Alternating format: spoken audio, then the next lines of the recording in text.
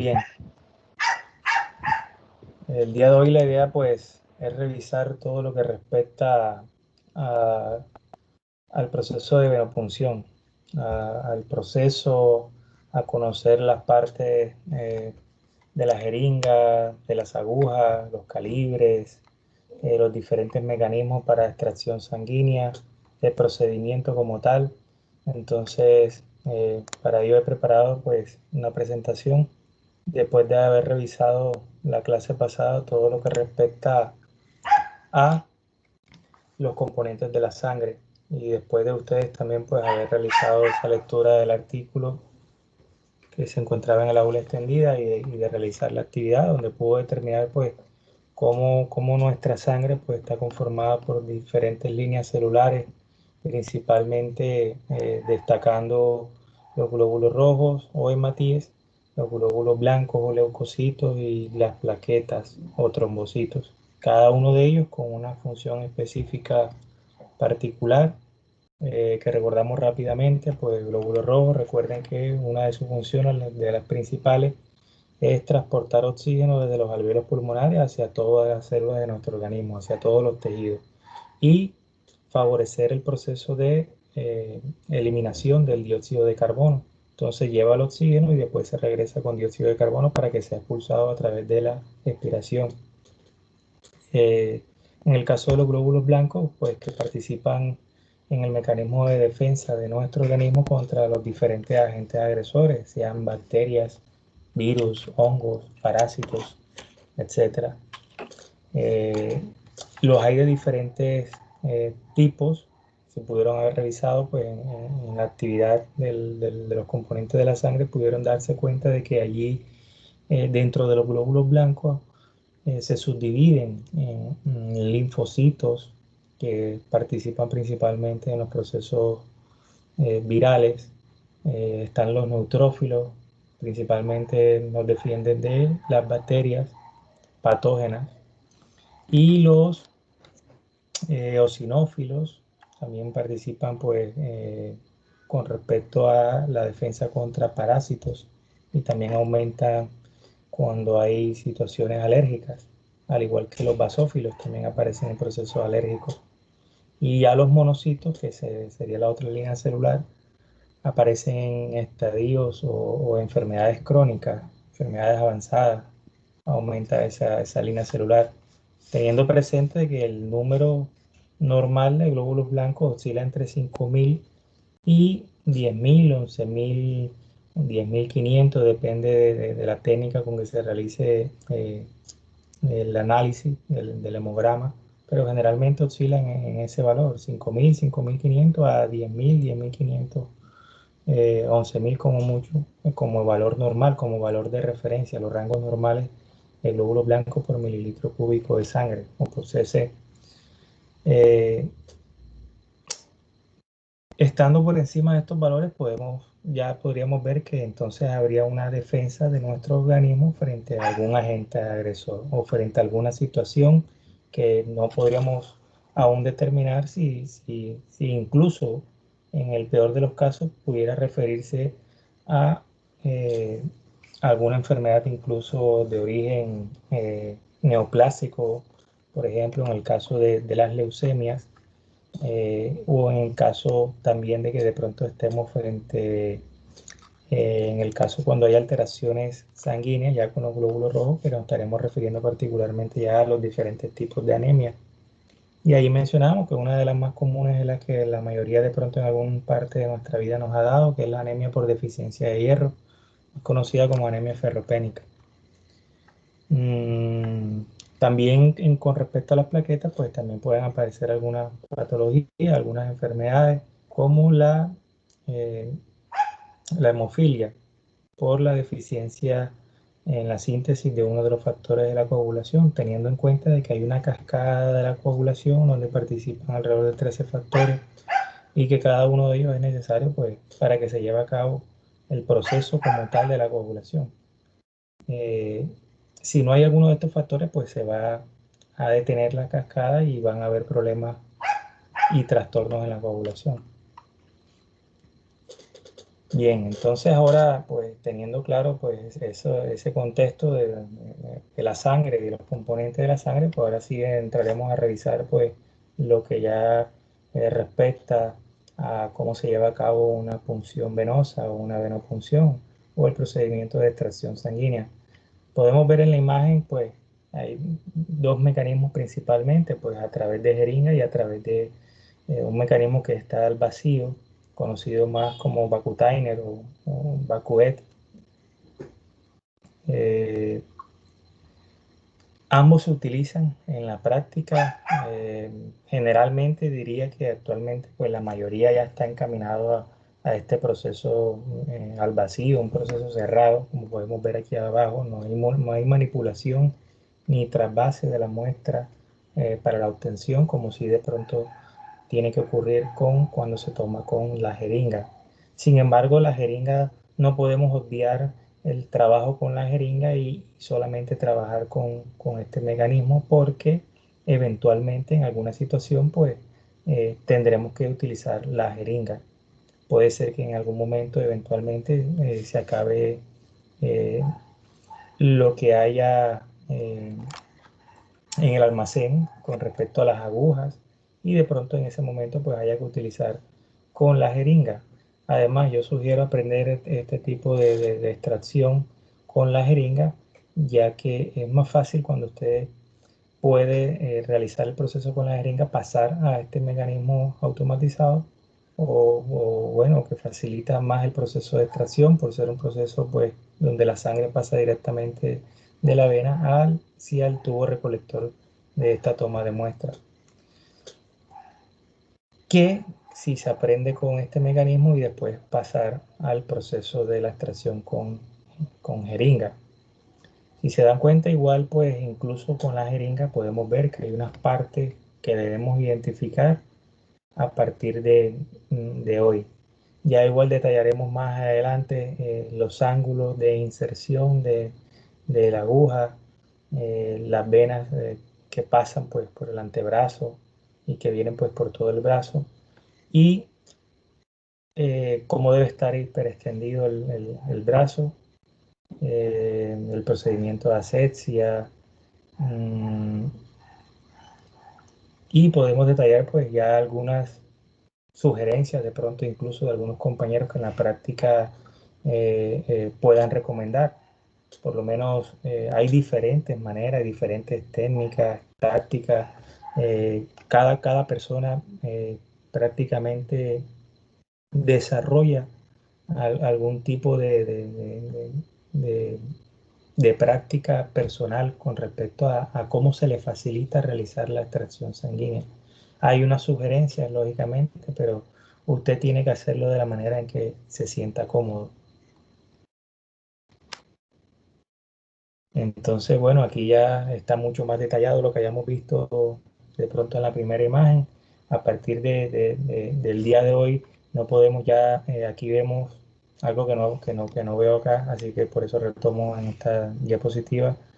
El famoso ojito de la aguja. Bueno, a partir de hoy debemos de olvidar ese ojito de la aguja. Deberemos de referirnos a él como el bisel.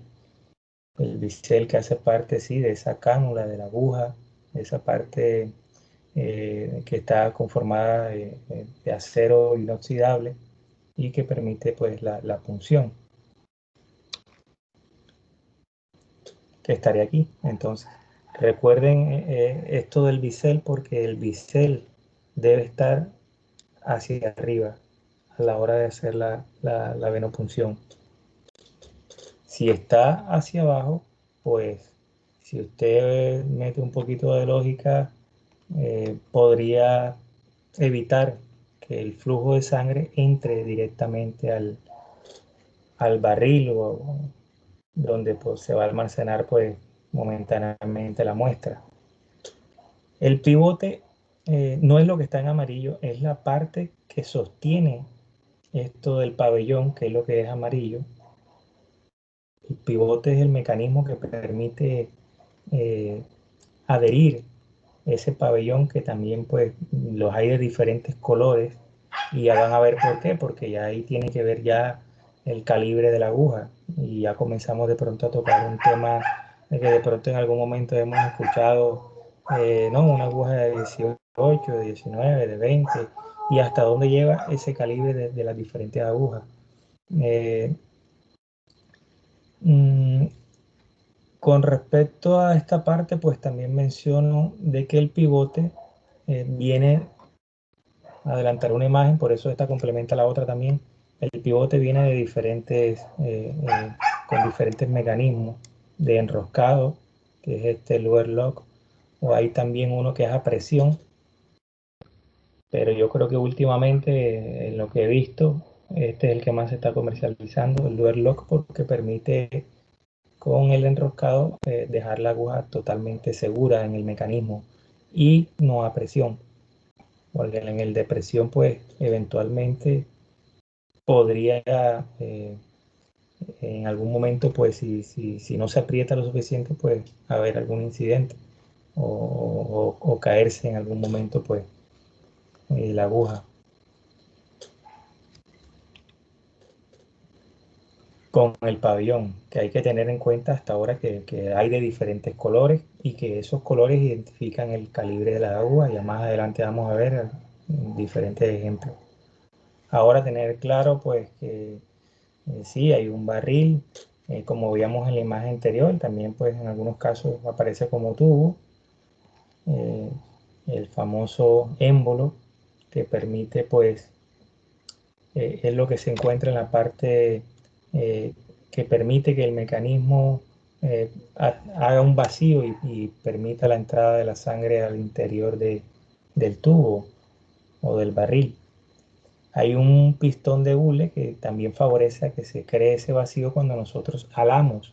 ¿Qué alamos? Alamos el apoyo del émbolo para que se cree este vacío y entonces pueda comenzar a fluir la sangre desde la vena hacia el interior de la jeringa. También nos podemos dar cuenta que las jeringas pues tienen una escala perfectamente visible, sea para dosificar algún medicamento o sea para tomar alguna cantidad específica de muestras. También debemos de tener presente en este momento que hay jeringas de un cc, de 3, de 5, de 10, de 20, y dependiendo la situación y el contexto, pues necesitaremos usar una u otra. Mm,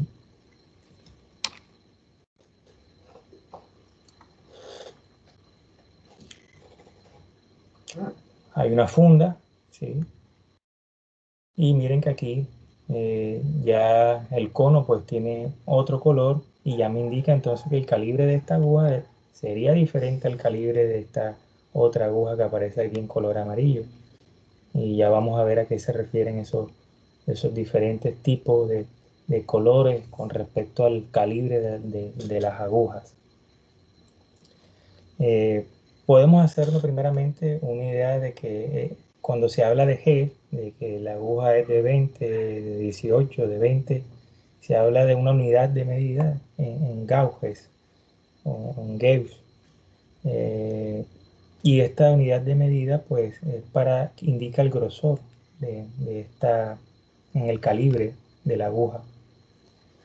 Y es inversamente proporcional al al aumento en número. O sea, la lógica indicaría de que si yo tengo una aguja de 30G, pues por lógica uno diría, pues bueno, a mayor número, el calibre y el grosor de la aguja será mayor.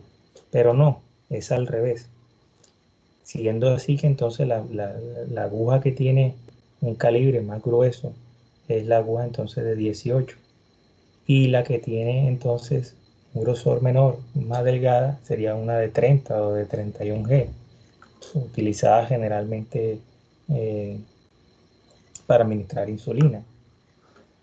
Eh, la base de la aguja es estándar, o sea, esto no va a variar. Si se dan cuenta, aquí podemos ver en esta imagen, la base es estándar, lo que acá también mirábamos como donde se va a unir esta base con el pivote, ¿se acuerdan? Del pivote, la parte, la punta de la jeringa como tal. el pivote, donde permite que ahora hay un mecanismo que le decía que es lower lock, que permite asegurar o atornillar esa base de la aguja para que quede exacta.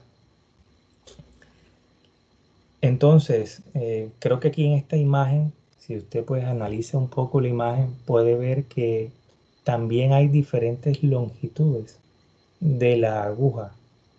O sea, el diámetro está medido por los gauges, pero también hay diferentes longitudes. Entonces, si se dan cuenta, aquí tenemos dos agujas, perdón, eh, de 20G y tienen longitudes diferentes. El grosor de esta aguja es el mismo, pero el largo son diferentes. Entonces eso pues también va a depender pues de diferentes contextos, de diferentes pacientes, si son pacientes oncológicos, si son pacientes, pues si son neonatos, si son de pronto presentan alguna patología, de pronto en la piel, pues ya ahí tendrá uno que revisar pues cuál de todas estas opciones, de toda esta gama, pues es la más indicada. Generalmente con cuál vienen todas. Si nosotros compramos una jeringa en la tienda o en alguna farmacia, así generalmente viene es en calibre de 21 o 20 como mucho. Generalmente viene esta con base verdecita, que es la de la 21G. Acá hay una imagen que también de pronto ayudó también a comprender un poco lo mismo que hemos dicho hasta ahora, sino que aquí permite ver que entonces la de 18G, el grosor del interior, el diámetro de la aguja es mayor. Y a medida que vamos aumentando los G, el grosor de la aguja es menor. Entonces por eso digo que es inversamente proporcional. Entre más aumente, más delgada es la aguja. Aquí de pronto podemos también ver un poco aquí, entre más aumente, más delgada es la aguja. Y los G, pues se refiere también, pues como les digo, al diámetro del interior de la aguja. Siendo entonces, como podemos ver, la de 18, pues la más gruesa.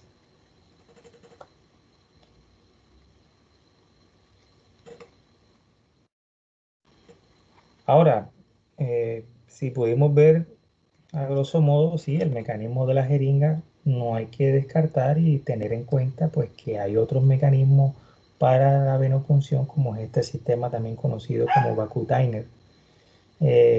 También ahora hay una casa comercial que es Vacuet, se escribe Vacuete con doble T, pero generalmente la más reconocida es de esta casa comercial Vacutainer. Eh, Es una alternativa, pues se dice que es mucho más segura.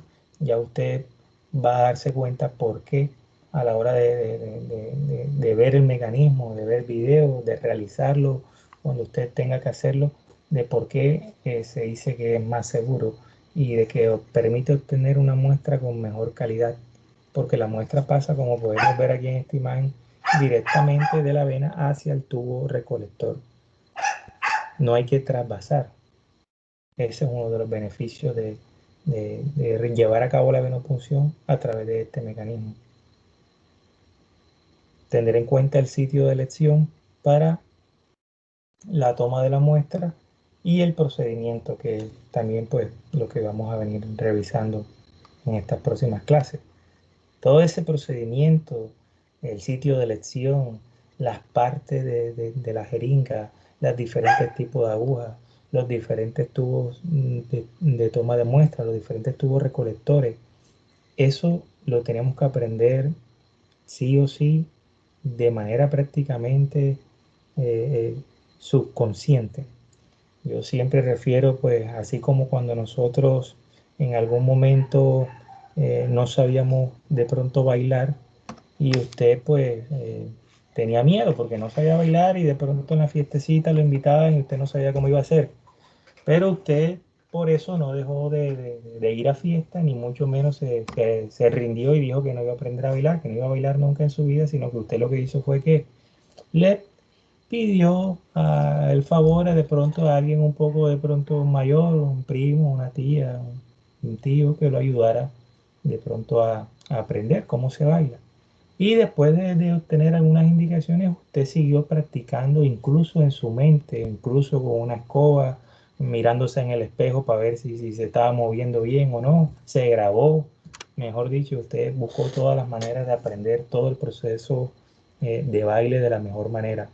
Y también, si alguno pues recuerda, pues los que hayan tenido la oportunidad de haber bailado, que creería que son pues la mayoría, las primeras veces que usted estaba aprendiendo a bailar, que fue alguna fiesta o algo, usted estaba pendiente de los pasos, de que si era dos a la izquierda, que si era dos a la izquierda, a la derecha, después uno para adelante, uno para atrás, una vuelta ahora. Usted estaba pendiente de eso, usted no estaba disfrutando prácticamente el baile, mucho menos lo más probable de con quién estuviera bailando. Eso era lo que menos importaba en ese momento, lo que importaba era practicar. Eh, entonces, usted tiene que apropiarse de todo el procedimiento de toma de muestra de la misma manera hasta que usted pueda hacerlo y hablar a la vez con el paciente. Cuando ya usted aprenda a bailar muy bien, usted puede bailar con cualquier persona y entablar una conversación a la vez que está bailando y ya usted no está pendiente de que uno para adelante y uno para atrás, nada de eso. Usted ya lo está haciendo subconscientemente y está hablando de diferentes temas. Entonces, lo mismo tiene que ocurrir con este procedimiento de llevar a cabo la toma de muestras. Usted debe de realizarlo sin pensar en qué es lo que viene ahora, ni que primero tengo que hacer esto, sino que ya debe fluirle. Y la única manera que eso fluya, volvemos al mismo punto, por eso hice la analogía con el baile, es la práctica, es la repetición del procedimiento una y otra vez, mirándolo, repitiéndolo en nuestra mente. Y ya después, cuando tengamos todo ese proceso ya en teoría, sin duda, de cuál es el deber ser, el paso a paso, llevarlo a la práctica. Y una vez se realice, una vez se realice correctamente, le aseguro que inmediatamente de ahí en adelante ya usted prácticamente como uno dice aquí en la costa, ya uno le coge confianza a la cosa y comienza a realizarlo cada vez más y más y usted ya mismo se va identificando, puedo mejorar esto. Eh, Cuando ya usted va dándose cuenta que de pronto hay unas personas que tienen unas venas que se notan más que en otras personas y ahí usted ya va analizando y viendo qué diferentes tipos de pronto de calibre usar, qué diferentes tubos de agujas. Y entonces por eso es que se necesita un mentor en todo este proceso y por eso que hay que empezar a reconocer todo esto desde ahora. Estamos en segundo, pero de aquí hasta que usted se gradúe, pues ya usted seguramente tendrá y habrá pasado en diferentes cursos. Va incluso a llegar a los laboratorios de simulación de la universidad donde hay eh, eh, un brazo pues, simulado que le permitirá llevar a cabo todos esos procesos de extracción sanguínea. Sin embargo, desde ahora ya vamos a comenzar a revisar todo el proceso, eh, al menos a detallarlo y tenerlo claro y en el mejor de los casos, pues intentarlo una vez tengamos apropiado esos conocimientos. Entonces, bueno, y aquí viene también otro tipo de información y es donde aparecen los diferentes tubos recolectores de toma de muestras, los diferentes colores en estas tapas y qué indican cada uno de esos tubos recolectores, por qué tienen diferentes colores, todo eso lo tenemos que tener claro. Que si cuando tengamos una orden médica que diga que se le va a realizar una glicemia, un colesterol, un triglicérido y un hemograma, ya nosotros ya tenemos que tener presente cuáles son los tubos que debo emplear para eso. Entonces, eh, miren que como les decía ahorita, para reducir probabilidades y errores de que se llevan a cabo en el procedimiento, hay que tener en cuenta pues la edad del paciente, las condiciones en las que esté, la accesibilidad del sitio de punción, de si le están incluso pasando algún tipo de líquido en ese brazo o no. Eh, hay muchas situaciones que hay que tener presentes si es un paciente pues oncológico, eh, si es un paciente geriátrico, si está obeso, o si es un infante, o si es un neonato. Hay que tener en cuenta de que hay unos protocolos eh, y que hay un instituto que regula el proceso, el protocolo como tal del correcto desarrollo de la toma de muestra. Si bien como yo les comentaba ahorita, cada uno de pronto pone como un punto o una parte de pronto personal, personifica su proceso, pues hay unas sugerencias, un protocolo a seguir. Mm, y estos protocolos pues son llevados a cabo en el Instituto para la Estandarización de, de- de los laboratorios pues, clínicos y de todos los procesos que se llevan a cabo en estos laboratorios. En uno de los archivos que se encuentran en aula extendida, me gustaría que en algún momento pudieran echarle una mirada, pues ahí está todo el proceso validado según este organismo internacional de la toma de muestras, de los diferentes tubos recolectores y de todo lo que es con el mecanismo del sistema del vacío, Bacuet, creo que es el que está ahí, que es el Bacuete, pero es igual en principio al Bacutainer. Entonces, ¿cuáles son las ventajas? Les decía, pues este es un sistema cerrado, evita derrames y contaminación por trasvasado de muestra, que no es que siempre ocurra cuando lo hacemos con jeringas, sino que las probabilidades aumentan. En muchos casos, incluso estos tubos de toma de muestra o recolectores son compatibles con los equipos automatizados que están en estos laboratorios ya. No sé si alguno de pronto recuerda cuando se haya ido a tomar alguna muestra, si fue hace poco o hace un año, en algunos laboratorios a los tubos de muestra ya le colocan un desprendible con un código de barra porque ya el proceso ya lo tienen estandarizado. En ese código de barra está el nombre también de las pruebas que le van a hacer a ese paciente, el nombre, todo, absolutamente todo está allí y ya todo es por código de barra.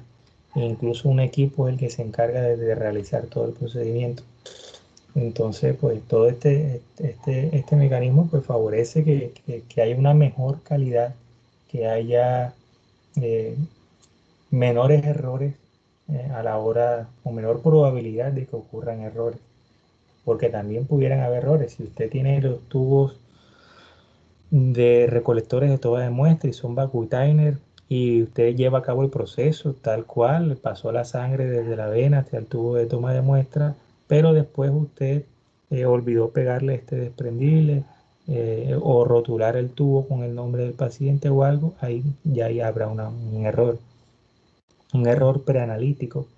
No fue un error que tuvo que ver con el análisis propiamente dicho en el laboratorio, sino un error desde la toma de muestras.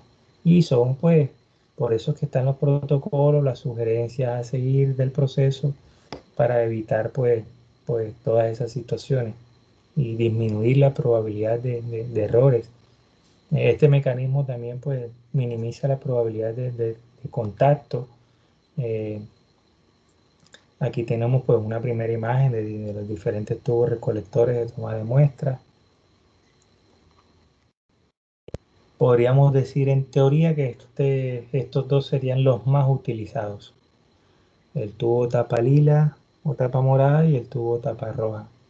El tubo de la izquierda, tubo tapa roja, también conocido como tubo seco o tubo de química o para la obtención de suero sanguíneo. Y este tubo es un tubo que contiene un anticoagulante. Creo que todos lo pueden ver, el nombre. Dice ETA K2 o K2 ETA en este caso. Es un ETA dipotásico. La K es de potasio, dipotásico. Y ETA es una abreviatura, pues en realidad de este tipo de anticoagulante, que lo que permite es obtener suero, suero del paciente. perdón, plasma. Con esto tenemos suero. Rojo suero, con el tubo taparila plasma. ¿Cuál es la diferencia? Pues que en el suero los factores de la coagulación fueron consumidos. ¿Por qué? Porque la sangre se coaguló. Pero acá, como hay un anticoagulante, el nombre lo dice, evita que se coagule la sangre. O sea que permanecen todos los componentes, tanto celulares como demás componentes de la sangre. ¿Se acuerdan de los demás componentes de la sangre? Todos los diferentes nutrientes, glucosa, colesterol, diferentes vitaminas, hormonas, todo va a permanecer, tanto los factores de coagulación, todo va a estar presente. Solo que cuando lo llevemos a cabo a proceso de centrifugación vamos a obtener es plasma.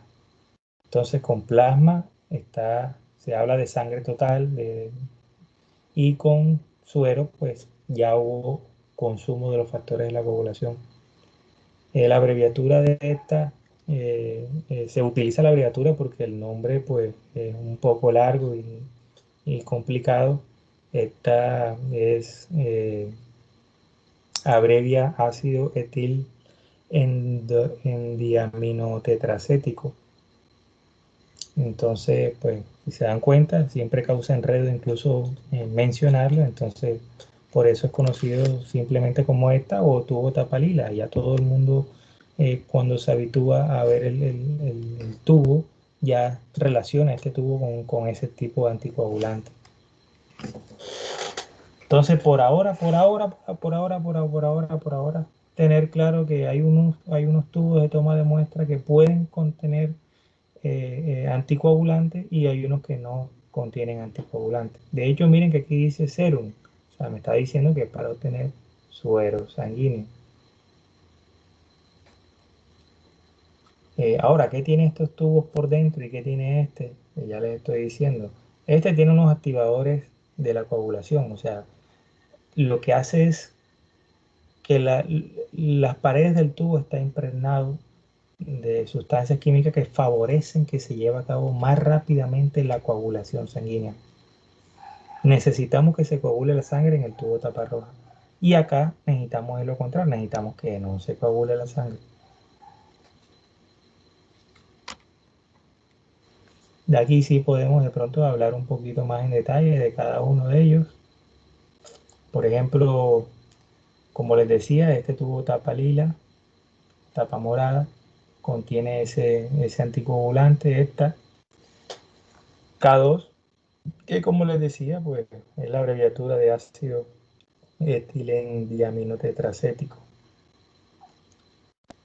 Y este ácido, esta sustancia anticoagulante viene aplicado por aspersión en las paredes del tubo. Si lo miramos el tubo así a trasluz, pues prácticamente miraríamos que es un tubo que está vacío, pero ahí está impregnada las paredes con ese anticoagulante.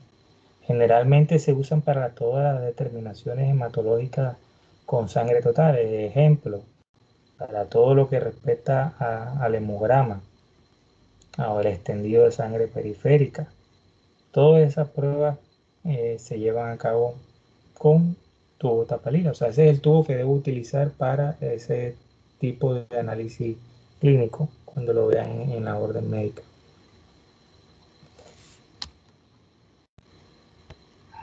Miren que ahora pasamos entonces aquí tenemos otra vez el tapa roja que les decía que no contiene anticoagulantes, sino que al contrario, lo que tiene son sustancias que son activadores de la coagulación, que favorecen que se lleven a cabo el proceso de la coagulación. Y ahora, ¿por qué he colocado en esta misma diapositiva esta etapa amarilla? ¿Y por qué este tiene abajo un gel? Bueno, ese gel es más conocido como un gel separador. ¿Separador de qué? Ya le dije que con este tubo voy a obtener el suero. Entonces, ¿qué me permite ese gel separador? Separar el suero más fácilmente de el coágulo que se va a formar en esa muestra. O sea que esta etapa amarilla, además de contener esos activadores de la coagulación, tiene ese gel. Por eso es etapa amarilla. Pero ambos son utilizados para las determinaciones de química clínica. Ejemplo, determinaciones de glucosa en sangre, o sea, de glicemia, determinación de colesterol en sangre, colesterolemia, de triglicéridos, ácido úrico, boom, creatinina, todos esos diferentes tipos de pruebas, proteínas totales, las realizaríamos, podemos realizarlas con alguno de estos dos. En algunos casos, dependiendo de la casa comercial, podríamos encontrar que tengan gel separador, otros tubos de tomas de muestra.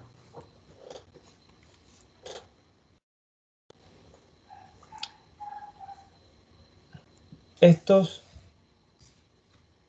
son otros tubos recolectores de toma de muestra, también pues muy utilizados, tapa azul y tapa verde. Ambos tienen dos diferentes tipos de anticoagulantes, o sea que estos son similares entonces ¿a cuál? Al tapa lila, sí, al que tiene anticoagulante esta.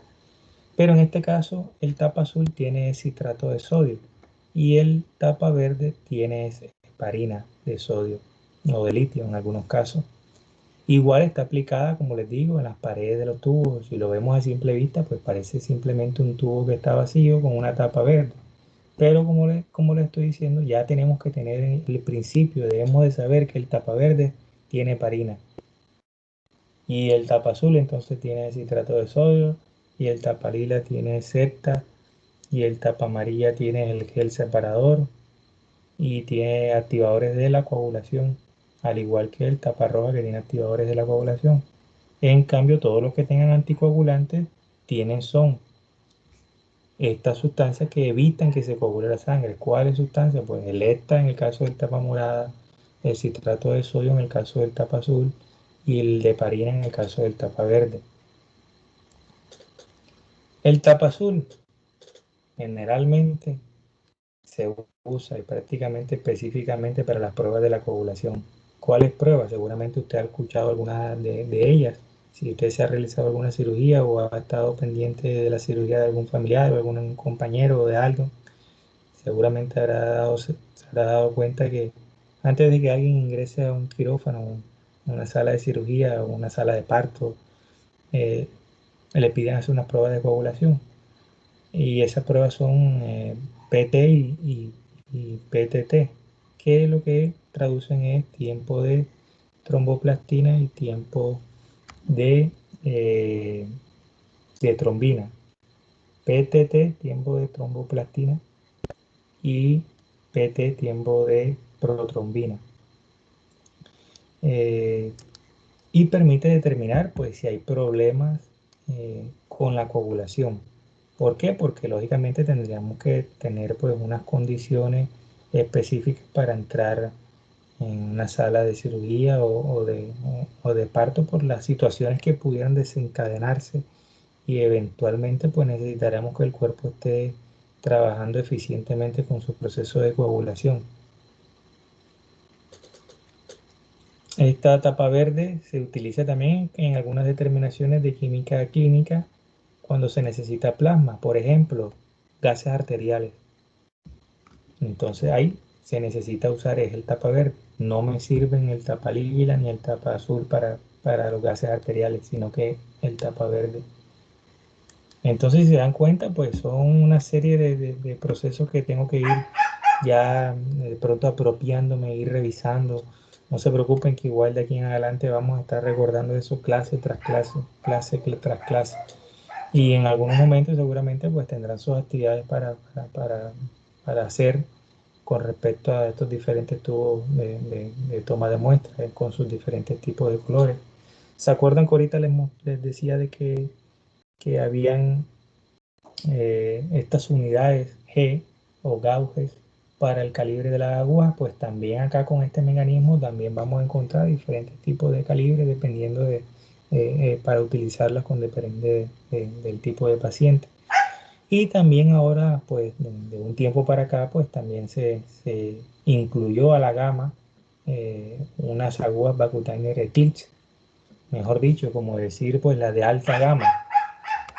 Son unas agujas que pues todavía evitan aún más evitar estas punciones accidentales, ya que este recubrimiento está evitando pues que tengamos de pronto de una u otra manera algún incidente o algún accidente del tipo que nos tengamos que de pronto acceder a realizarnos pruebas porque no nos hayamos funcionado.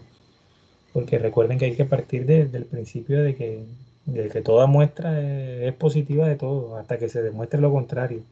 Entonces, por eso es que nosotros siempre tenemos que seguir el protocolo, seguir las recomendaciones de bioseguridad y sobre todo en estos tiempos de pandemia.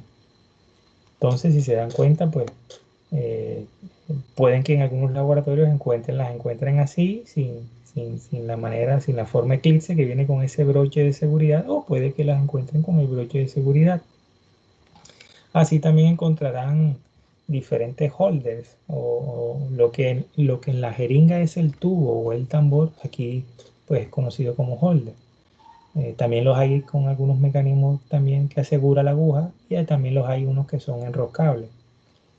Ya aquí podemos ver ya la aguja cuando esto se destapa y se da cuenta lo que esté en el color verde, negro o amarillo es lo que destapamos cuando ya ahí vemos la aguja. Pero para montar como tal en el equipo debemos solamente quitar la parte blanca.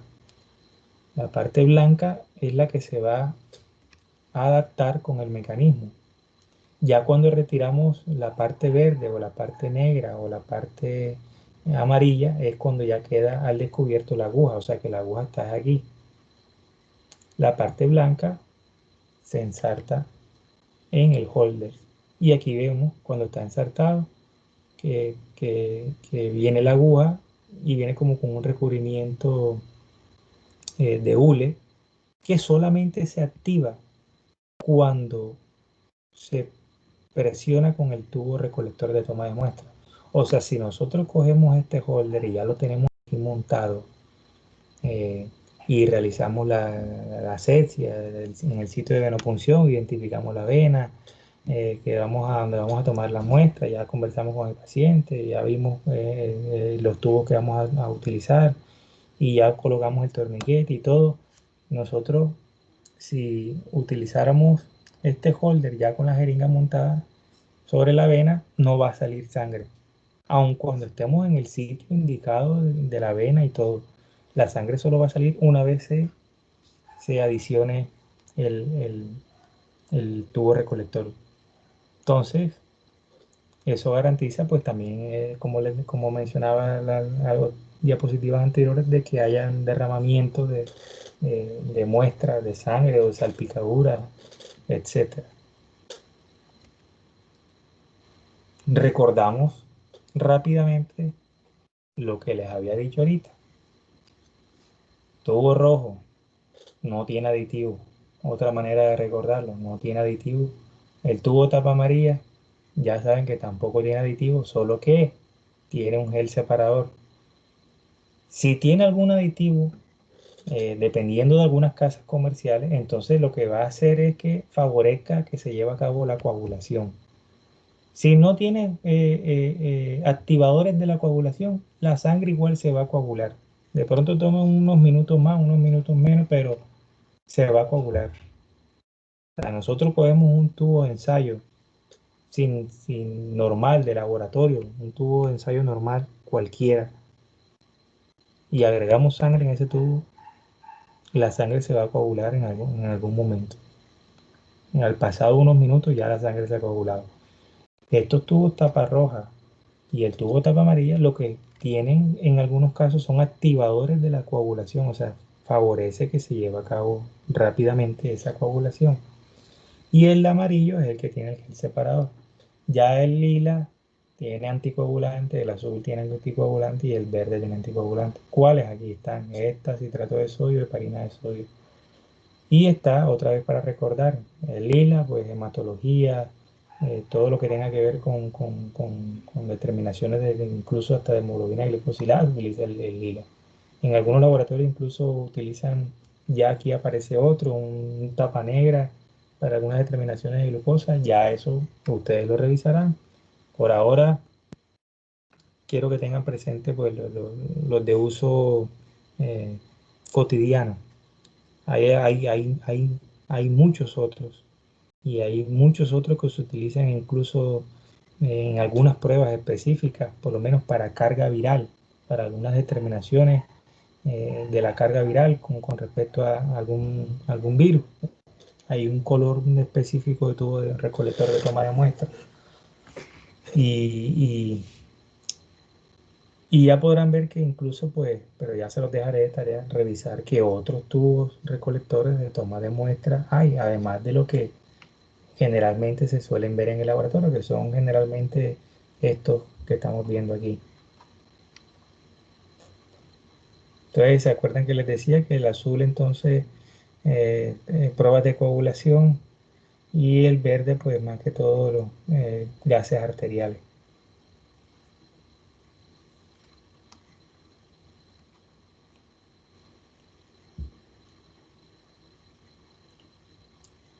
Implementos para llevar a cabo la toma de muestras. En la práctica, los compañeros que seguramente tengan la oportunidad de estar trabajando ya, se darán cuenta que en la mayoría se ha vuelto un hábito tener su cajita de toma de muestras.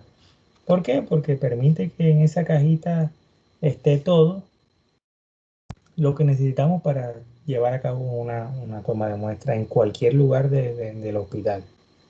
Recuerden que hay pacientes que van por consulta externa y hay otros pacientes que están hospitalizados, que se le dicen que están en piso. Pacientes de piso y pacientes de consulta externa. Los pacientes de piso seguramente le va a tocar a usted ir o estar pendiente de que el auxiliar pues lleva a cabo todos estos procesos y usted debe conocer el proceso como tal para nosotros poder hacer supervisión como tal y auditoría y todo. Nosotros debemos conocer todo el proceso desde cómo hacer incluso las diferentes técnicas de asepsia para la toma de muestras para que nosotros podamos identificar cuando una persona pues no está haciendo lo que debe hacer y de pronto conversar con él, indicarle pues la mejor manera.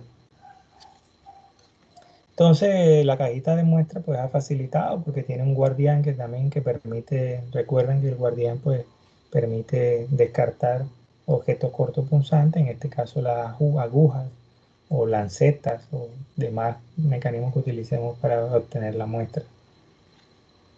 Siempre pues tienen aquí también tubos recolectores para muestras de orina, eh, de- eh, con frasquitos recolectores para muestras de orina. Algunas veces, bueno, también algunas veces utilizan hasta directamente algunos tubos de ensayo y también algunos frasquitos para recolectores ecoprológicos o algo. En estas cajitas pues contienen pues para tomar diferentes tipos de muestras, guantes, el torniquete, alcohol, curitas, estas bandas pues que utilizamos, que nosotros las conocemos en nuestro medio como curitas, todo, absolutamente todo, tijeras, eh, esparadrapos, en algunos casos pues que también se puede utilizar.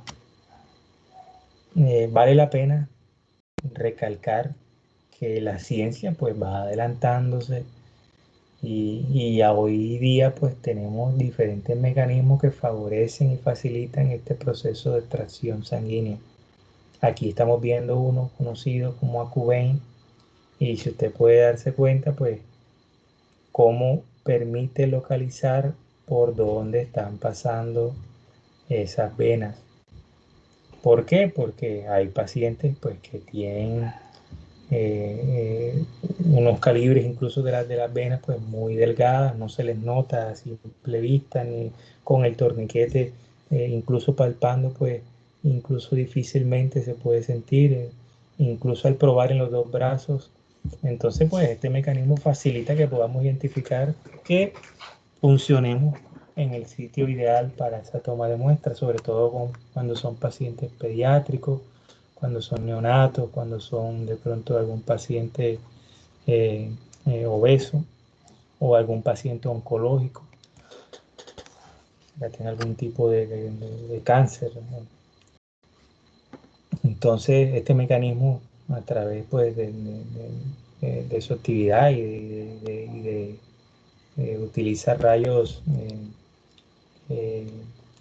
gamma, rayos, ya les digo, eso es,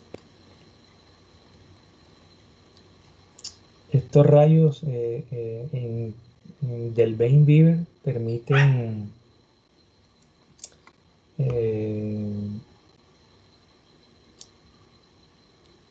además de facilitar pues la localización de esta toma de muestra, y en este caso pues que la hay, como les diré, este es manual, pues la persona pues lo transporta fácilmente.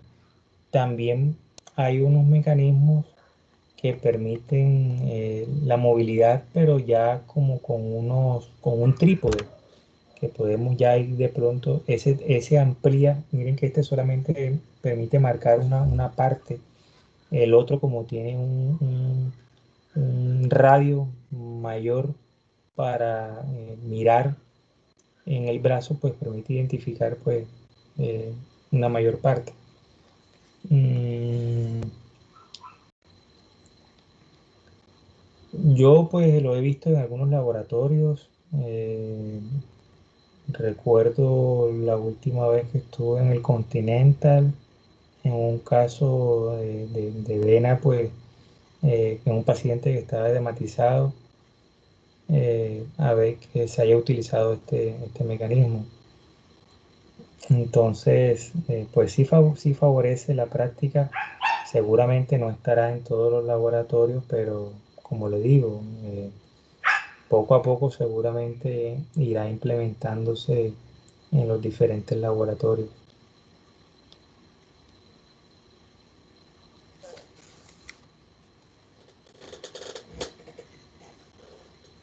Aquí podemos observar, pues ya de pronto el-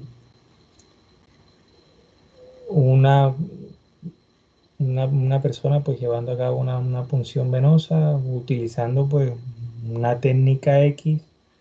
Ahí podemos ver el torniquete, en este caso pues eh, que tiene un mecanismo pues que se suelta solamente con darle un clic a los lados. Recuerden que pues diferentes personas pues utilizan también diferentes tipos de torniquetes, de alguno que es una banda elástica, otros que son que tienen velcro, eh, otros en la práctica pues en algún lado, pues yo personalmente no lo recomiendo de usar el guante porque el guante maltrata, el guante pellizca. Y entonces, pues lógicamente deja de que el proceso de extracción sanguínea sea pues algo en el que el paciente se sienta pues muy bien atendido, y ya comienza a pasar pues a algo de que le comienza a generar pues cierta ansiedad y pánico cuando ya ustedes pues le tienen ahí el brazo pellizcado con un guante. También que se ve pues eh, se ve poco profesional. Yo pues diría que salvo ya una necesidad pues que de pronto o a una situación de urgencia o algo, pues sí utilice esta, el Profe, guante. pero en muchos lados usan los guantes, ¿cierto? O sea, es muy común. Sí, pero como te digo,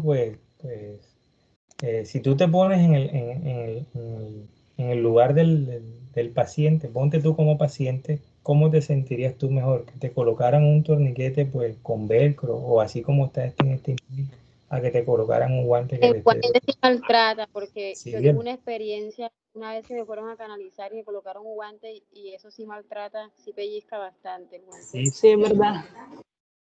sí, yo lo digo también porque a mí en algún momento de mi vida también me maltrataron con algún guante.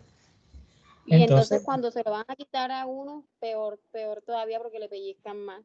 sí, sí. Sí, así es.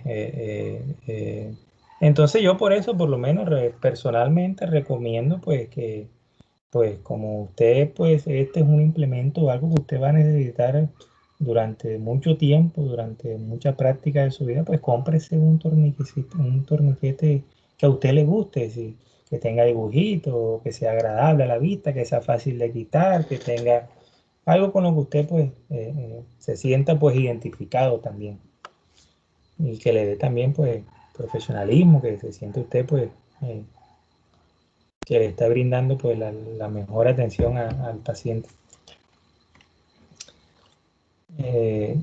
Si se dan cuenta, miren en esta imagen la persona pues tiene las dos manos, no tiene el brazo sujetado y está totalmente a expensas de que la persona a la que le está tomando la muestra pues no mueva el brazo, que confíe plenamente en ella. Pues nosotros esperaríamos que esto ocurriera generalmente con un gran porcentaje, mayor del 90% de los adultos diría, pero eventualmente, compañeros, aparece esa persona con una fobia a las agujas, como usted no se puede imaginar, que desde que la ve ya comienza ya los ojos a aguársele, adultos, gente adulta, estamos hablando de adultos. Gente de que enseguida entra en pánico, en ansiedad de que ve la aguja. Entonces, en esos casos, al igual que con, con pacientes pediátricos, y o personalmente, en mi caso, yo utilizo de esta forma. O sea, trato de tener el brazo del paciente, de la persona sujetada, para que si por X o Y quien quisiera hacer algún movimiento por algo, pues eh, no lo pudiera hacer porque se puede lastimar, me puede hacer que yo lo lastime también con la aguja y entonces pues eso no va a ser pues lógicamente lo que yo quiero, ni la persona tampoco. Por eso es que nosotros en el protocolo, en el procedimiento, nosotros debemos indicarle a la persona cuándo vamos a insertar la aguja, para que la persona pues si está mirando por otro lado no vaya a brincar porque no le hemos dicho cuando siente la aguja que está entrando. Entonces, eh, yo diría que lo ideal pues es mantener el brazo hiperextendido y asegurado. Mm, para ello, como les digo, pues tendrá que usted habituarse a encontrar la manera y la forma exacta en llevar a cabo el proceso de esta manera. Inicialmente puede que usted necesite hacerlo así, porque así se siente más cómodo, porque primero con una mano ingresa la aguja y ya con la otra sujeta la jeringa y con la otra mano es que va a extender eh, el apoyo del émbolo para hacer el vacío para que comience a ver la extracción sanguínea. Aquí también podemos ver en la base de la aguja que se ve la marca de sangre indicando de que esta aguja está en un sitio adecuado para la persona comenzar a extraer. Eso es indicativo de que estamos en el sitio correcto, estamos en el lugar indicado. Si no vemos marca aquí de sangre, no estamos en la vena. O sea que si alamos el apoyo del émbolo, vamos, se va a venir atrás, pero otra vez se va a devolver porque no está extrayendo nada.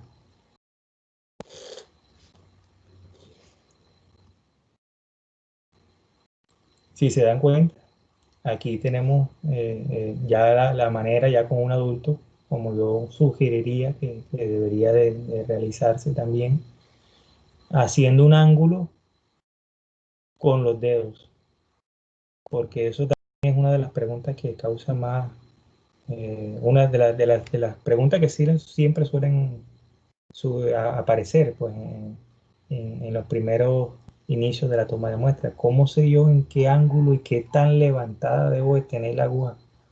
Bueno, ese ángulo es fácilmente eh, realizable con sus propios dedos, así como lo muestra esta imagen.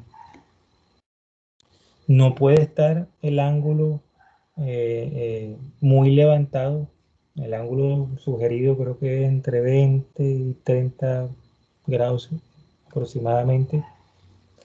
eh, y no puede ser superior porque entonces corre el riesgo de que se atraviese la vena. ¿Y qué va a pasar? Pues entonces seguramente nos los han hecho a nosotros en algún momento y nos va a dejar nos deja un moretón por ahí unos 12 13 14 días, 2 semanas hasta que ya pues nuestro organismo elimina esa sangre que quedó por fuera, que quedó en tejido, ya por un catabolismo de los glóbulos rojos. Pero mientras vamos a tener allí el famoso moretón.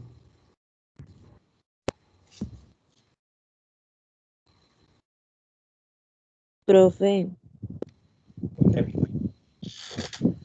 ¿y de qué depende el calibre de la aguja? ¿Del qué? ¿Del tamaño de la vena o qué? Sí, de todo. Depende del tamaño de que tú veas de la vena, depende del paciente, depende de las condiciones del paciente, depende de la edad del paciente, depende de las patologías, depende si es obeso, depende si es un paciente que tiene de pronto algún tipo de cáncer, que sea un paciente oncológico, depende de todo, eh, depende de la persona, como le estoy diciendo. Van a haber personas que inmediatamente ven la aguja y ya ni siquiera se ha intentado ni siquiera el procedimiento y ya ella misma te está pidiendo que ojalá que con una aguja delgada porque ya ha tenido inconvenientes. Entonces, bueno, si está haciendo una sugerencia, pues está en nuestras manos, pues seguirle su sugerencia, pues también en algunos casos podremos acceder a ella. Pero generalmente, en la práctica, generalmente la aguja que está para toma de muestra para adultos es esta verde, a la calibre 21, salvo que sea pediátrico, que haya que utilizar, pues, lógicamente, un calibre menor y, y una longitud menor.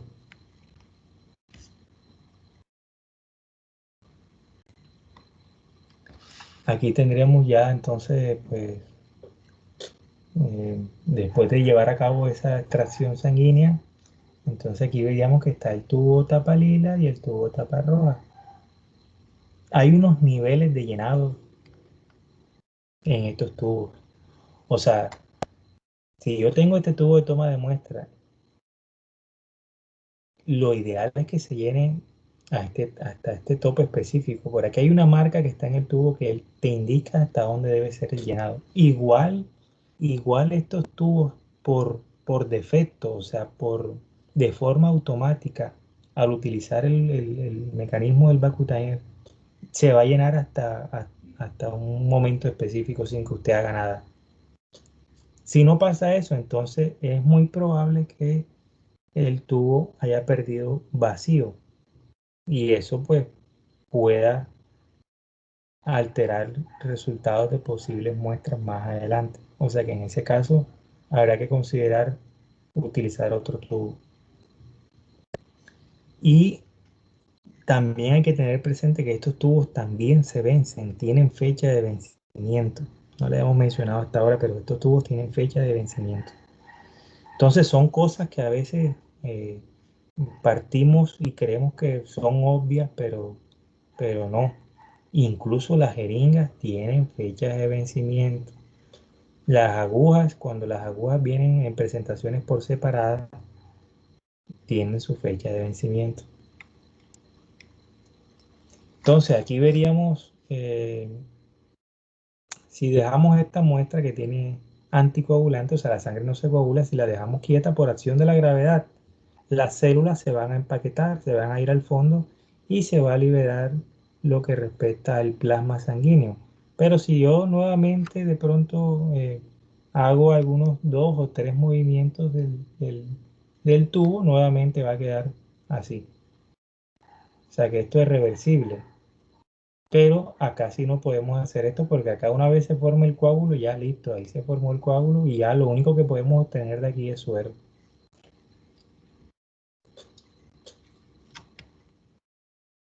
¿Cómo llevo a cabo esa obtención del suero o del plasma con estos tubos recolectores de muestra con este aparato biomédico, con este equipo? Que parece, sí, parece como un robot de Star Wars, pero no. Se llama centrífuga. Y si se dan cuenta, aquí podemos ver que tienen unos agujeros donde se van a colocar esos tubos recolectores de toma de muestra. Este es una centrífuga pequeña, es una centrífuga para un laboratorio pequeño, con volúmenes de muestra pequeña, que tengan, no sé, un manejo de 20, 30 pacientes al día, que puede hacer varias centrifugadas, pero cuando ya estamos en un laboratorio, pues mucho más grande, que maneje volúmenes de 200, 300 muestras diarias, eh, no nos va a ser suficiente una centrífuga esta, pues necesitaríamos una centrífuga pues mucho más grande que me permita pues un volumen mayor de muestras. ¿Qué es lo que hace esto? Pues colocamos estos tubos, después de haberlos recolectado, supongamos estos dos tubos, que son dos muestras de dos pacientes diferentes, colocamos una aquí en un agujero y la otra debemos de colocarla enfrente. No podemos colocarla al lado. ¿Por qué no podemos colocarla al lado? Sino siempre un tubo enfrente del otro. Porque esto tiene un rotor. Lo negro es un rotor. ¿Qué es un rotor? Todos hemos visto nuestro abanico de nuestra casa. El abanico tiene un rotor. El rotor es el que permite que la hélice gire. Y lo que permite pues que nos llegue la brisa que emana el abanico. Entonces, solo que aquí no hay hélice. Aquí lo que ahí está es esta parte negra. Pero entonces ese rotor va a girar a una velocidad X, una velocidad que yo voy a cuadrar. Y esa velocidad me permitirá separar la sangre en sus componentes. Entonces, ¿qué hace esta máquina? ¿Cuál es la finalidad de ella? Pues facilita la separación, pues sí, de los componentes de cualquier muestra, no necesariamente de sangre. Nosotros también, la centrífuga también se utiliza para la separación y el análisis de la orina. Solo que entonces en vez de la sangre vamos a incluir tubos con orina, centrifugamos y vamos a analizar pues el sedimento de esos tubos. Para que usted se haga una idea, de pronto haciendo una analogía, como siempre, tratando pues de que usted pues lo relacione con algo que ocurriría en la vida cotidiana, quizá en algún momento lo mencionaba, es, por ejemplo, cuando en nuestra casa, creo que en todas nuestras casas en algún momento han hecho jugo de maracuyá. Y todo el mundo tomó su juguito de maracuyá y quedó media jarra de jugo y la guardaron en la nevera. Al día siguiente usted en el desayuno no quería café con leche, porque está aburrido el café con leche. Se acordó del juguito de maracuyá y dijo, voy a tomar juguito de maracuyá. Y vio que el jugo de maracuyá, la parte de arriba se veía toda blanca como agua. Y abajo era que estaba la pulpa de la fruta, lo amarillo estaba y arriba estaba blanco. Usted tuvo que revolver la jarra para que otra vez se mezclara todo el jugo y pudiera quedar como estaba al día anterior. ¿Qué ocurrió ahí con el jugo en la nevera en la noche? Por acción de la gravedad, recuerden que la gravedad pues es una fuerza que está actuando sobre todos nosotros, eh, 9,8 metros sobre el segundo cuadrado, y esa gravedad que está actuando sobre nosotros, está actuando sobre todo, pues. Y en este caso, pues también estaba actuando sobre los componentes de ese jugo y todas las fibras, que era lo más pesado, se fue al fondo, dejando arriba el sobrenadante, que en este caso quedaba era el agua. Algo así es lo que permitiría obtener esta centrífuga. O siguiendo con el ejemplo del jugo de maracuyá, si yo cogiera jugo de maracuyá y lo tomo dos tubos de ensayo y agrego jugo de maracuyá, lo introduzco en esta centrífuga y lo coloco a 2000 revoluciones por minuto o 2000 G, que es lo que significa eso de revoluciones por minuto. 2000 revoluciones por minuto es que da 2000 giros, ese rotor, la parte negra, da 2000 giros por cada minuto. ¿Y qué me va a permitir eso? Pues ya no tendré que esperar toda la noche las 12 horas para que se separara por efecto de la gravedad los componentes del jugo, sino que esto me lo va a permitir hacer en 3, 4, 5 minutos. Entonces esa centrífuga lo que me permite es separar muestras en sus componentes. Puede que no sea jugo ni sea orina, podría ser prácticamente muestras de suelo, muestras de agua. Y cuando lo llevemos aquí a este equipo, se va a ir al fondo, ¿qué? Pues lo que haya en esa muestra de agua. Si hay bacterias, si hay virus, si hay arena, si hay lo que sea que haya, se va a ir al fondo por el peso, por la gravedad. Y eso me permite entonces descartar el sobrenadante y quedarme con lo que está ahí al fondo, y porque eso es lo que yo quiero estudiar, eso es lo que quiero ver al microscopio. Entonces, de esa misma manera es que se hace el análisis de la orina. La orina se centrifuga y se descarta el líquido de arriba, el sobrenadante, y se queda con uno con lo de abajo, porque en la abajo podemos ver si hay células, si hay bacterias, y allí podemos identificar pues si lo que aparece es normal o hay algo anormal. Y con respecto a la sangre, lo que nos permite es separar la sangre en sus componentes. Entonces, como los glóbulos rojos, los glóbulos blancos, las plaquetas, que son esas células que, como les decía la vez pasada, son como unos pececitos que van allí en esos ríos de agua viva, como lo dice la Biblia, aquellos que sean creyentes, eh, que van allí, nos permite separar porque ellos se van a ir al fondo, esas células se van a ir al fondo y entonces arriba va a quedar el plasma, si es el tubo tapa lila, y o va a quedar suero si es el tubo tapa roja o el tubo tapa amarilla. ¿Por qué? ¿Por qué necesito separar el plasma o por qué necesitaría separar el suero? Bueno, porque algunas de las determinaciones de química analítica así me lo pide. Habrán otras técnicas que no. Por lo menos el tubo tapa lila, las pruebas para llevar a cabo la prueba de la coagulación no necesita obtener el plasma, entonces no hay necesidad de centrifugar ese tubo tapa azul. Pero para llevar a cabo una determinación de química clínica, una glicemia, sí necesito obtener el suero del paciente, entonces sea tubo tapa roja o sea tubo tapa amarilla, necesito centrifugarlo para obtener el suero. ¿Por qué? Porque no puedo dejar esa muestra ahí 15 horas, 24 horas para que por efecto de la gravedad se separen sus componentes, sino que esto me lo va a facilitar inmediatamente. Como les digo, en 3 a 5 minutos ya ha separado los componentes. Y me quedaría entonces eh, eh, así. Se empaquetaría las células, iría al fondo las células y arriba me quedaría el suero. ¿El suero de quién? El suero del paciente, el suero sanguíneo. No suero atoyagüey del queso. Este es suero sanguíneo. Entonces, ¿por qué ahora estamos viendo diferentes colores del suero sanguíneo? ¿Cómo así? ¿Esto por qué? Bueno, sí, pues esto puede ocurrir por muchas situaciones.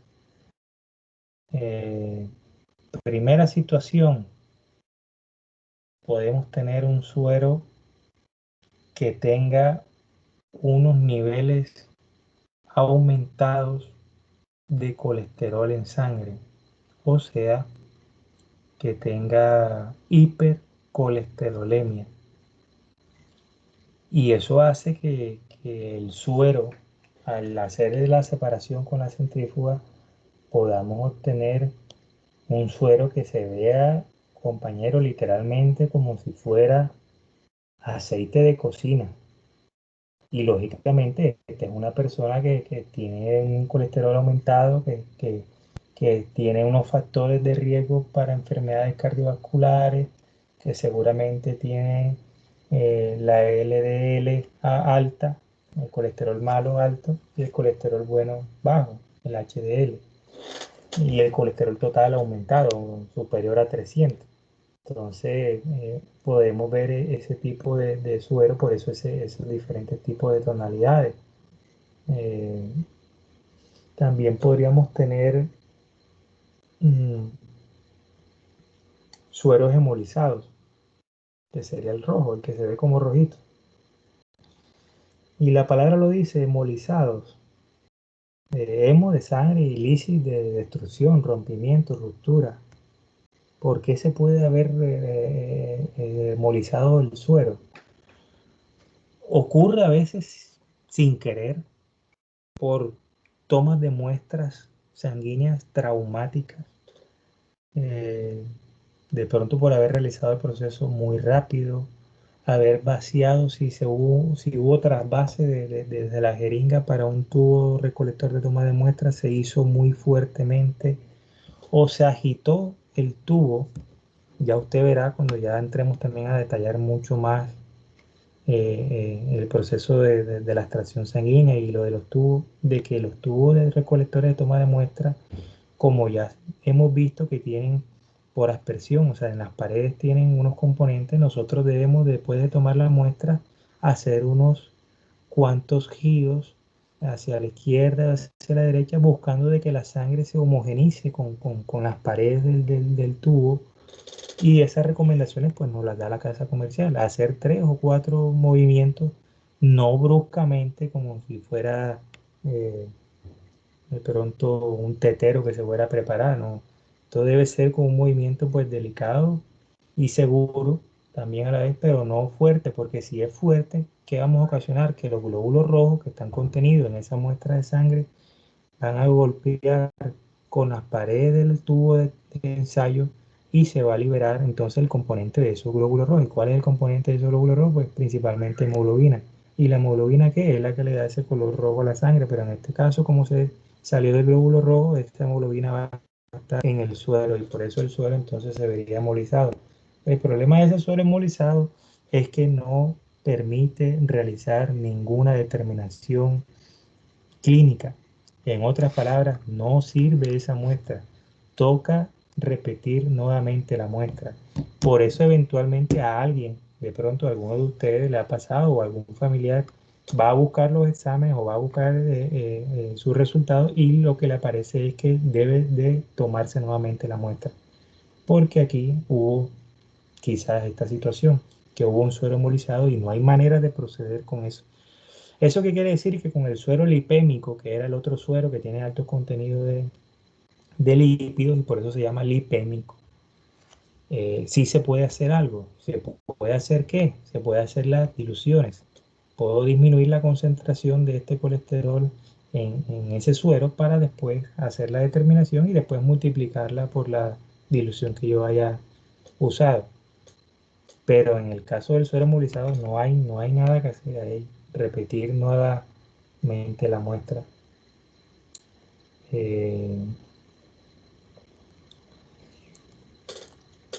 El otro suero es suero cuando las personas tienen un suero histérico, cuando las personas tienen histericia, que tienen algún problema en el metabolismo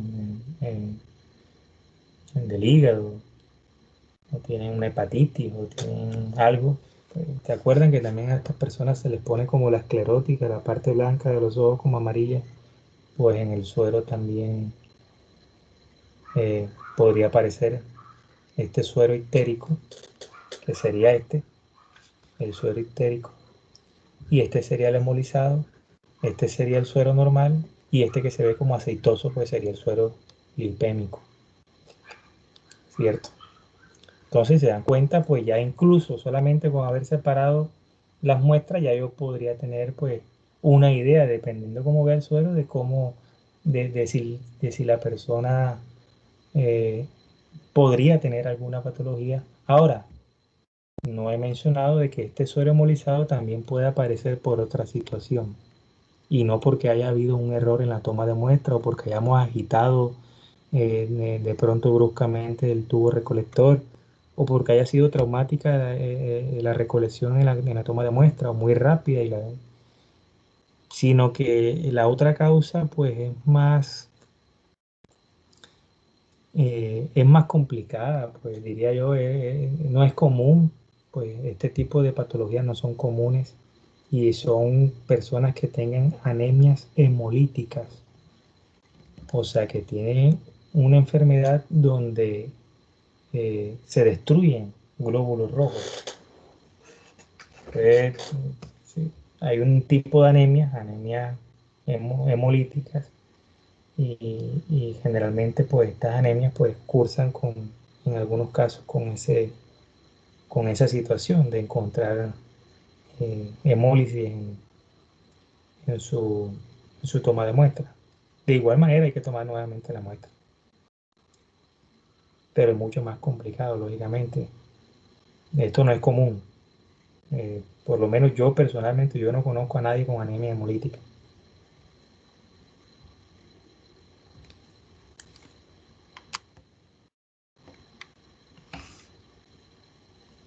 Eh, Creería que por ahora eh, está bien que dejemos hasta allí. Aquí ya viene ya la descripción de todo el procedimiento y bueno, creo que hasta aquí está bien por hoy. Mm, no sé si algunos han tenido la oportunidad de ver algunos de los videos que también pues complementan toda esta actividad de revisión del proceso, del paso a paso de la toma de muestras. Y necesito que revisen el video de la extracción sanguínea para discutir sobre ella la próxima clase también.